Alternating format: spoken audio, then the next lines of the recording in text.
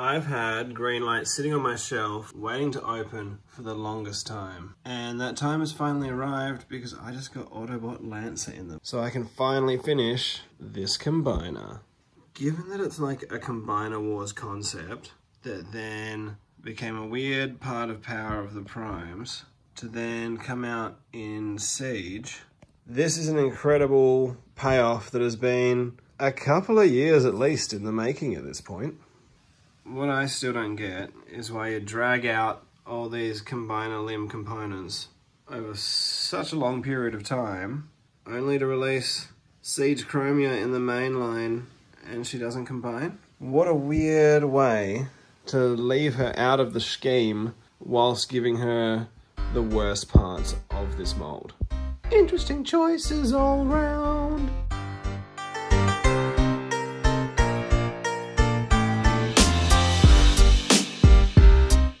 Here we have them out of the packet to get a good look.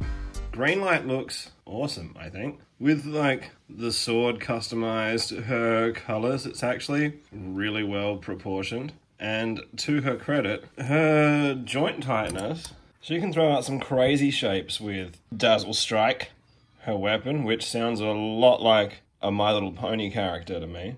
I can imagine, Dazzle Strike, My Little Pony, My Little Pony. Lancer is hard to see on camera and kind of hard to look at in person, to be honest. That purple on purple, it's hard to pick out a lot of detail. Cool head sculpt. Her joints, on the other hand, not so great.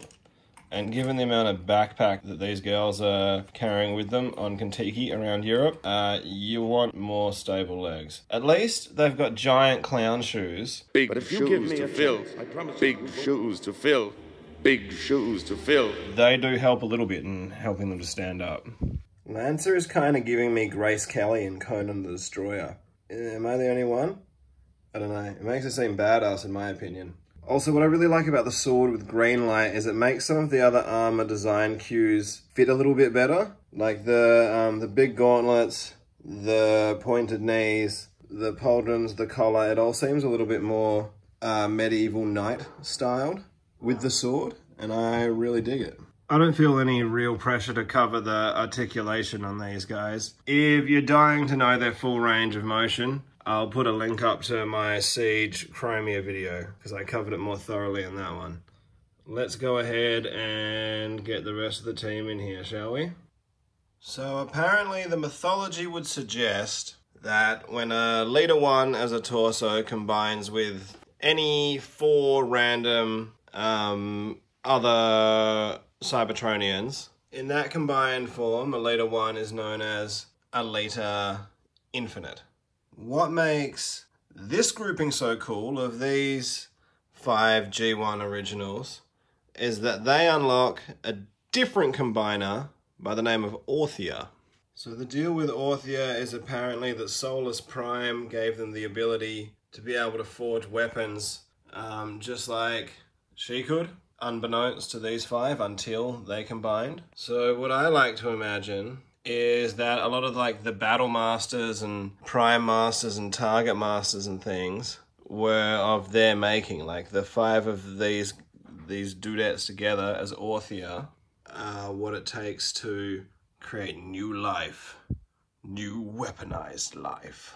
So as we can see, Greenlight and Lancer are wearing the same boots and shoes, and then Nova Star and Moonracer are wearing the same boots and shoes.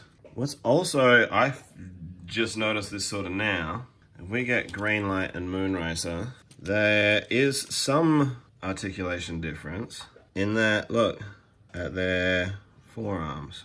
So as we can see, Moonracer has a wrist where Greenlight does not. Lancer, being the exact same mold as Greenlight, is also missing that extra wrist articulation. What's that about?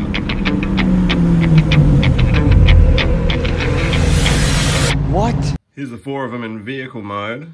It's really only some of the paint apps and decals that bring out any difference, but I think it's another great example of how you can extend the life of a mold by varying how you apply your paint apps. The only real differences in terms of transformation, we're familiar with how, well, because I already had these, right? Moonracer and Nova Star, that all clips together to make a clear back, and then you can kind of pretend, I guess, those hands are exhaust ports or something if you really wanted to.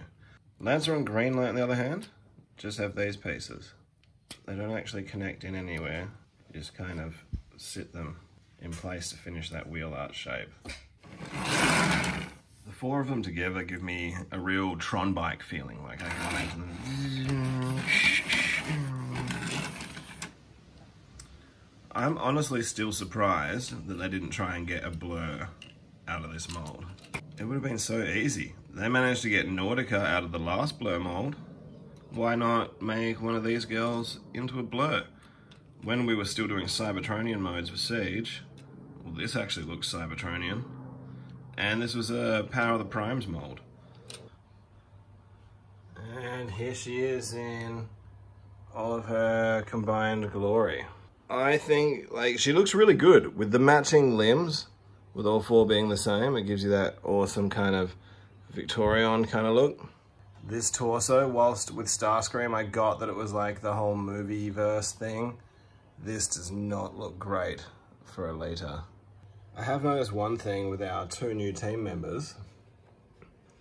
There's something wrong with their ports, and that is the grip I get out of her feet. It's just, there's no snugness there at all. It just, no matter how hard you push, yeah, they just fall out.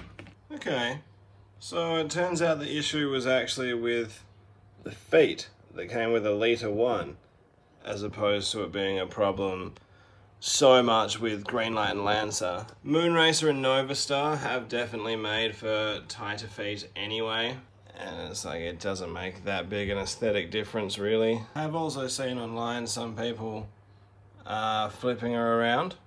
I do kind of like that a little bit more. Like, it's probably still too flat, but it makes for cooler shapes, and it's just generally a lot less confused than like the official Starscream configuration is. And here we have next a fellow female combiner, Victorion. I was such a huge fan of Victorion.